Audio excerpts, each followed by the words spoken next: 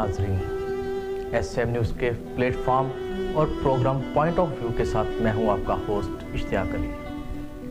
नाजरीन, आज हम बात करें मौसम की सैलाबी सूरत हाल के हवाले से।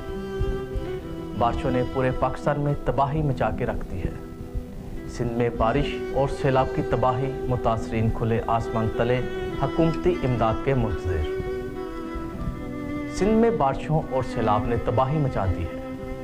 सजावल के साहली इलाके चौहर जमाली के ज़ेरे आब आने वाले मुतअद्दिद देहातों से ताहाल पानी की निकासी नहीं हो सकी। नाज़रीन, मुतासरीन खुले आसमान तले हुकूमती इमदाद के मुंतज़िर हैं। मैं आपसे गुजारिश करता हूं कि हमारी नाज़रीन को ये मंजर दिखाया जाए।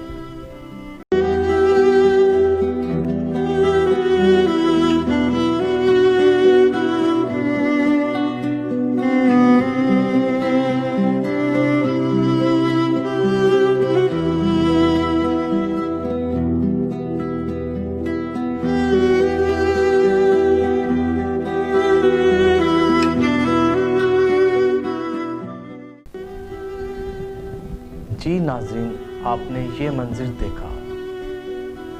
ये मंज़र देखकर मेरा अपना दिल ज़ारो कतार से रो रहा है।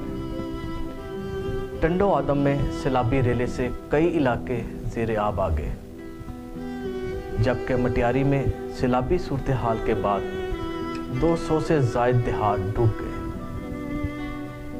न्यू सईदाबाद से नवाब शाह जाने वाला मेहरान नेशनल हाईवे भी ज़ेरे आब आ गया।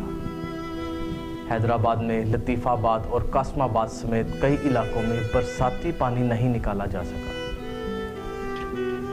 टंडोवाला यार में मुतासरीन खुले आसमान तले ज़िंदगी गुजारने पर मजबूर है। नाजरीन, मीरपुर ख़ास के बेशतर रिहायशी इलाकों से बारिश का पानी नहीं निकाला जा सका। शहर के दो हिस्सों को मिलाने वाला रेलवे अंडरपास ट्रैफिक के लिए ताहाल खोला नहीं जा सका। जैकबाबाद, शिकारपुर और कंदकोट में सैलाब मुतासरीन सड़क किनारे हुकूमती इमदाद के मुंतज़िर हैं, जबकि पाक फौज के जवान मुतासरीन की मदद करने पहुंच गए हैं। और दूसरी जानिब दादू की तहसील मेहड़ में भी सैलाब मुतासरीन खुले आसमान तले ज़िंदगी गुजारने पर मजबूर है। ख्याल रहे कि सखर बिराज के मकाम पर दरियाए सिंध में ऊंचे दर्जे के सैलाब की सूरत हाल है। आपसी हुकाम के मुताबिक ये सूरत हाल मज़ीद एक हफ्ते तक रहने का इम्कान है।